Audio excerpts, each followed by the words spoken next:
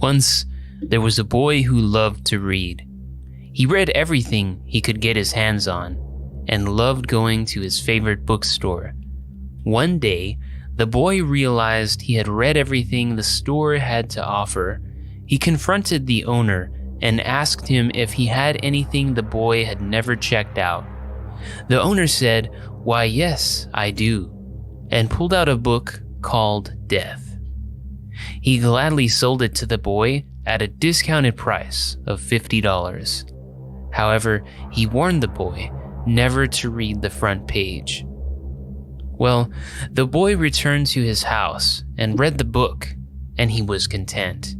However, he always wondered, what could be on that front page? It was always in the back of his mind.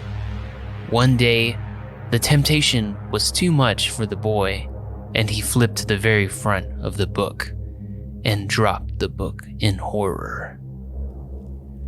There, in bold print, was MSRP $7.99.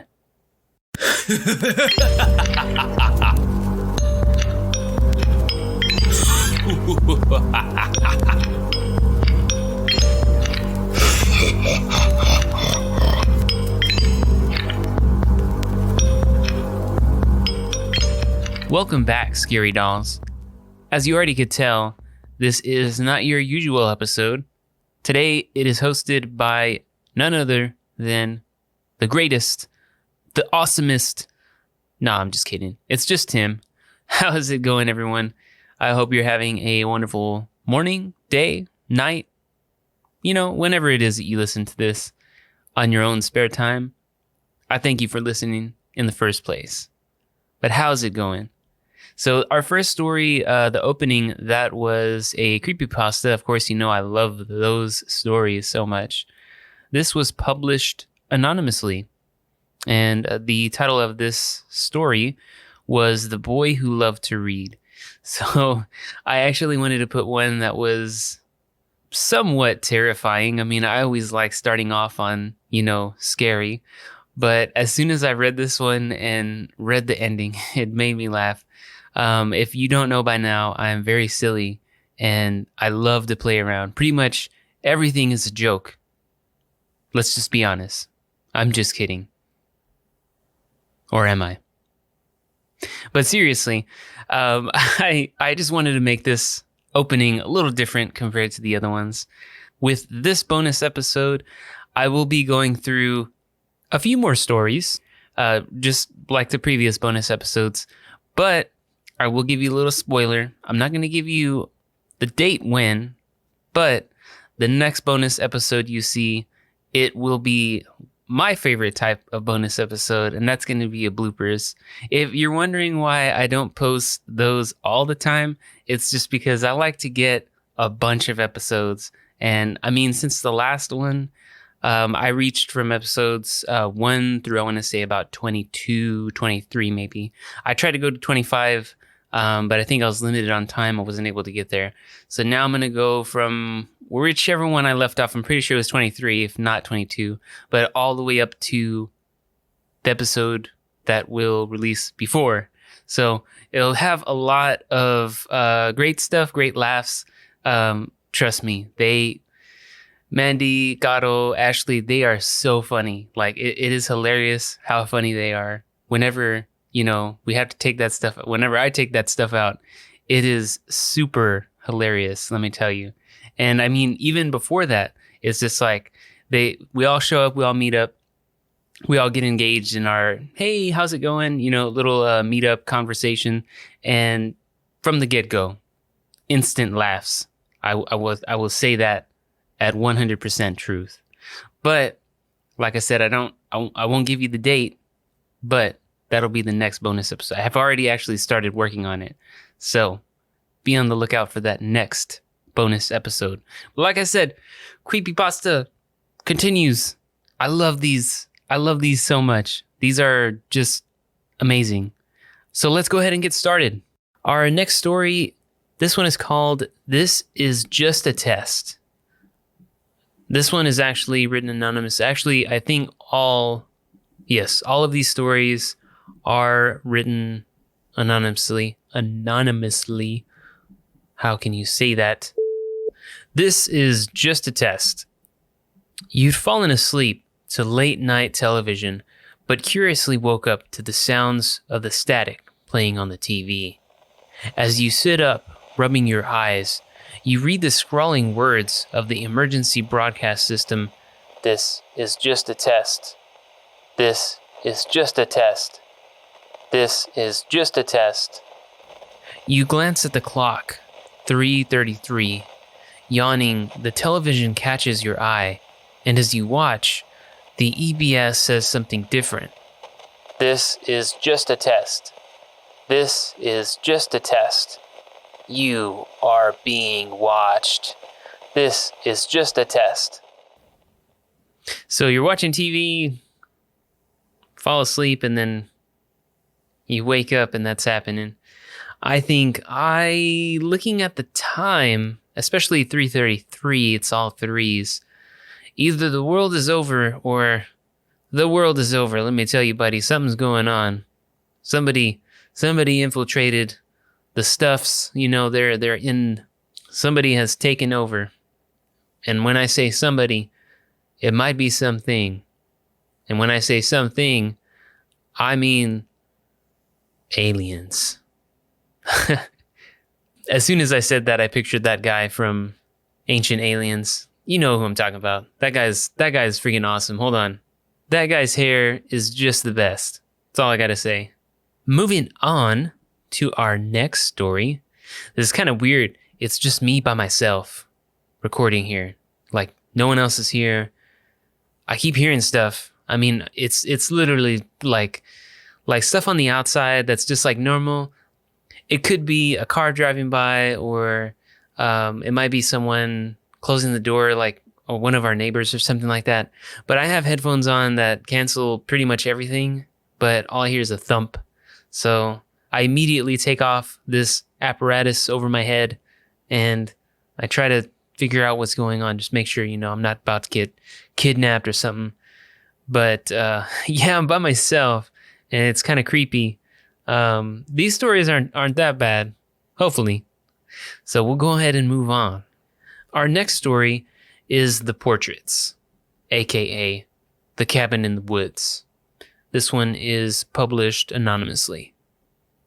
There was a hunter in the woods who, after a long day of hunting, was in the middle of an immense forest.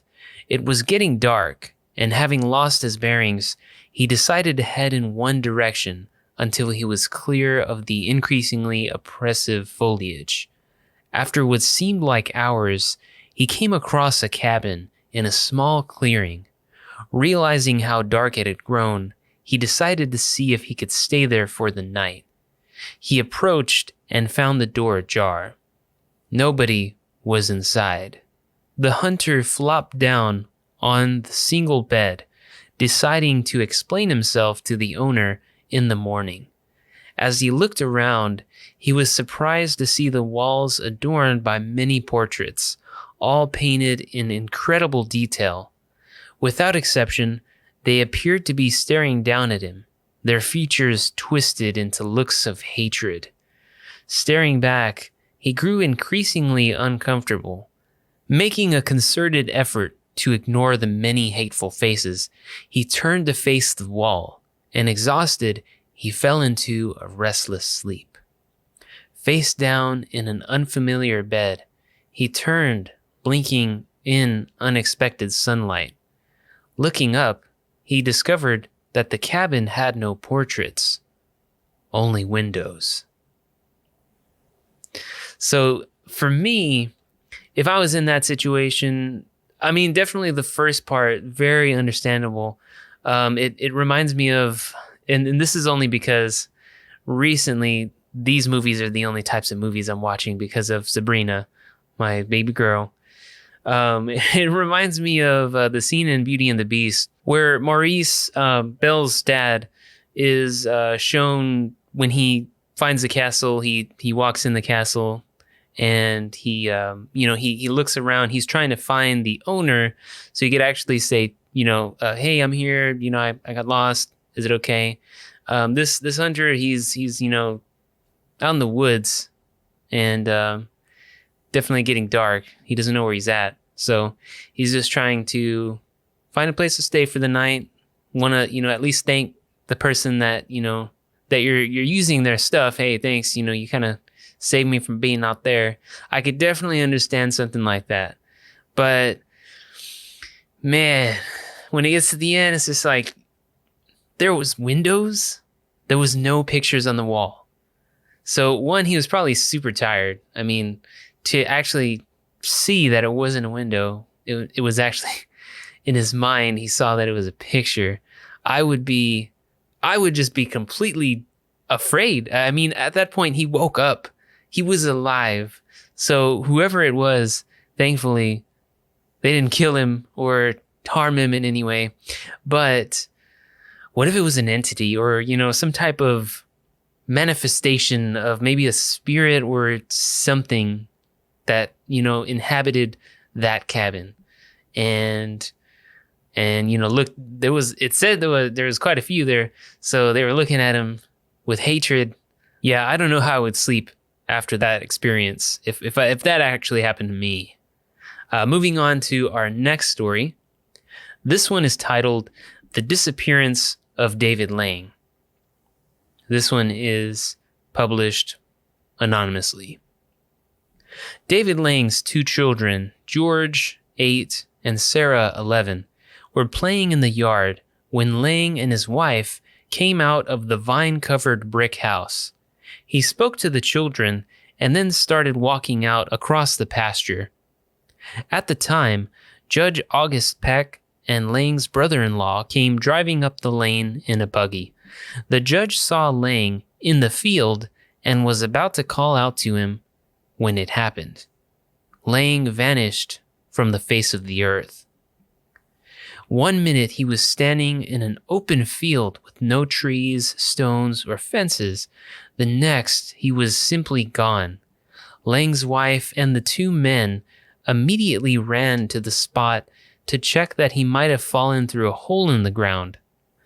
There was no such hole. Mrs. Lang went hysterical and was taken into the house. Neighbors were called out to help. Scores of people searched the field, but to no avail. A surveyor and geologist examined the field and found limestone bedrock a few feet underground without a single fracture in it. For a month, the search carried on. All of the Lang servants quit in fear. A year later, the grass where Lang was standing had grown high and thick in a circle 20 feet in diameter. No farm animal would graze there, and it seemed free of insects. One day in August 1881, Sarah and George approached the green circle and called out, "Father, are you anywhere around?" They repeated the question 4 times. Hearing no answer, they began to walk away when they heard a faint cry for help from out of nowhere. Quickly, the children ran to get their mother and pulled her outside. They called to their father again, and he answered. For several days, the family returned, and each day when they had called, the answering voice became fainter, until finally, there was no response at all. So this guy was in the middle of a field. In an instant, gone. Gone. No trace, nothing under him, just gone. Years later, grass grows and somehow his children call out, they get an answer from their dad. So, what I'm thinking, now hear me out, all right? This is a little far-fetched, but hear me out. Aliens. I'm just kidding. No. So what might have happened, and I mean, these are all stories, right? It's just stories. What if he was caught maybe in some like time loop or like time vortex that took him out of his time and brought him to another time? Or better yet, and I know Mandy's on this. Mandy's with me on this one. Different dimensions, right? Let's say a wormhole or portal, something, a gateway opened somehow, took him in, and maybe time passes differently in that dimension, or it's just that him being gone and then coming back, he came back to a certain time. You know, time is weird. All right, we've already established time is weird. Look at all the time movies that are out there. But I feel like it was some type of gateway. He was taken from his time and somehow was able to get back, but only in, I would say, he was only able to get back in like a half sense. Like he wasn't, maybe his full body was there. And like I said, again, these are the only movies that I have been able to watch. Love you, Sabrina.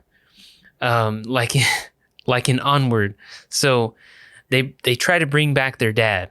They only bring back half of him because the spell went wrong. And, you know, he's kind of half here and half wherever. So that's what I'm talking about. Maybe part of him was here. Maybe his spirit, so to speak, right?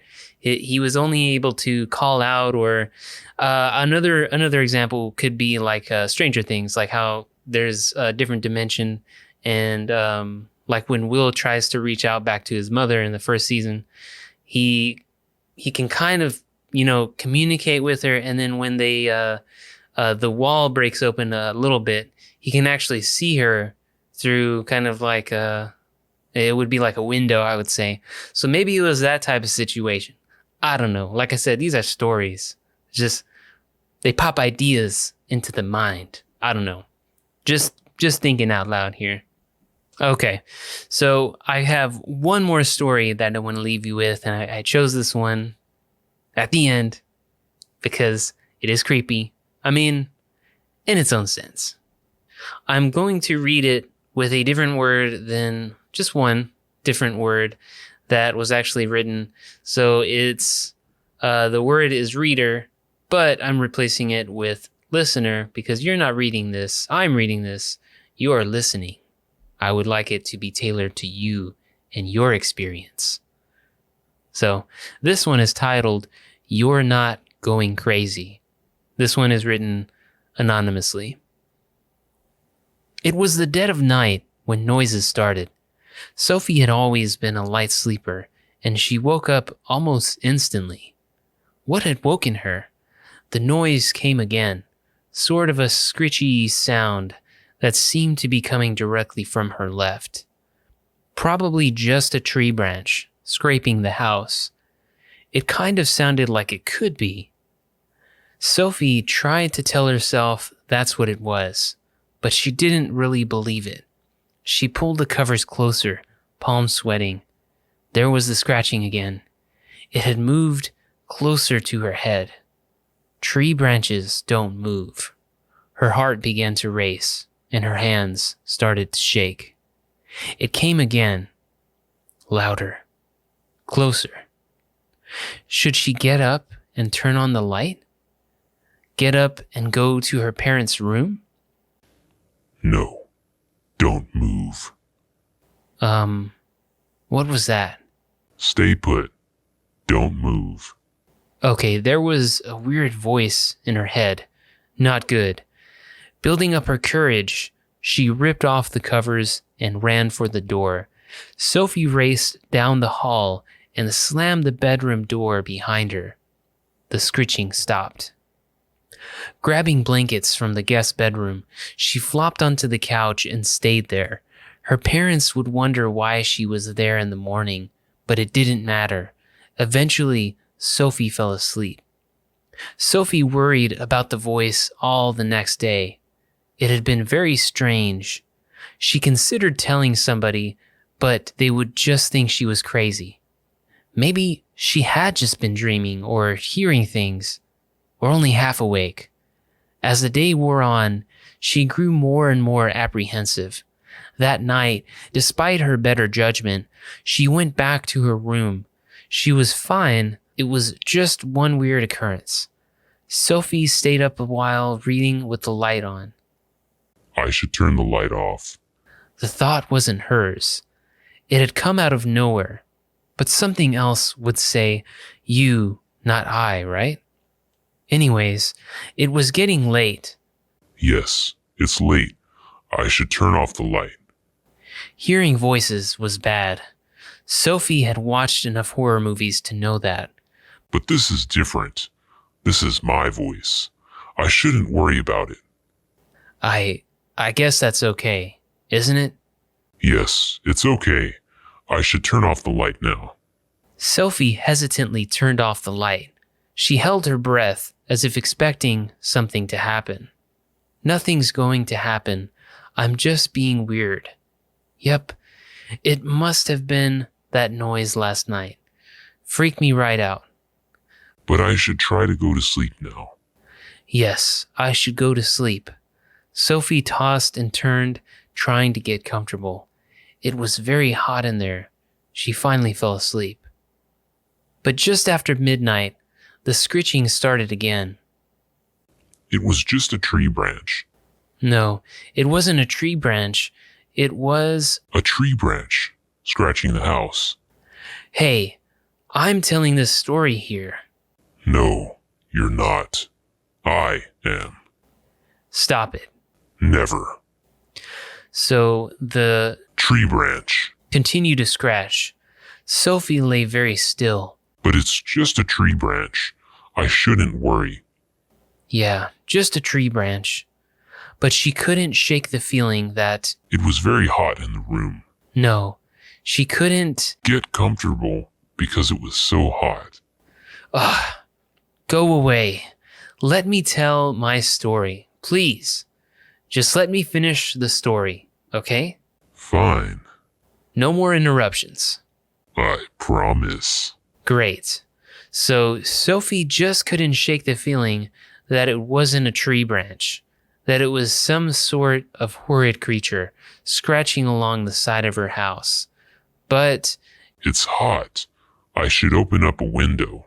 I guess it's a little warm, but I should open up a window. fine, I'll open a window. Sophie got up and opened a window. She peered out, half expecting something to happen. When nothing did, she let out a sigh of relief. Suddenly, a scaly, ugly hand shot out and snatched her wrist. Dirty nails digging into her flesh. Sophie shrieked. The hand dragged her forward out of the window. She yelled louder. Upstairs, her parents heard the scream, and abruptly, Sophie was never seen again. Just like you. Wait, what? You said you would leave me alone. Until the end of the story. And we have reached the end. No. Please, no. I have a family and friends. You should have thought about that before you wrote about me. But wait, please, no! And you, listener, I see you too. Whoa. So this one, oh my goodness. I really liked it for the fact that it was a narrative between two different people. And they were kind of fighting with each other about how the story should go. And then it ends up one person just ends the other. It's not funny, but I like that the way it went. And actually, I prefer that. I mean, when I watch a scary movie, I really hate the ones that like cheese up the ending and it's like good people or like good always wins. I mean, of course, I always want good to win, but sometimes like there's just beauty in like the monster winning. I don't know what it is. I mean, it has to be executed perfectly. Sometimes when the monster wins, it's terrible, aka Cabin in the Woods. But that's out of my hands. I don't make movies. I just watch them. That was today's episode of Scary Not Scary podcast. I hope you enjoyed listening to this episode as much as I enjoyed having you here today, tonight, this morning, whatever it is. Like I said, thank you just for listening. We will resume next week with our regular hosts of the show. And like I said, the next bonus episode will be bloopers. I already started working on it. I've got a couple of things set up here and there, but it's going to be good. There's a lot of funny stuff. These girls are hilarious. Make sure you check us out on all of our platforms. We're on Spotify, iTunes. Make sure you download Podbean for live shows. That's definitely going to be something that might happen in the near future. But if we ever go live, it's always going to be on Podbean. Check us out on Facebook and Instagram. You know, the usual. I'm sure by now you've got it. And like they always say, remember to always stay scary.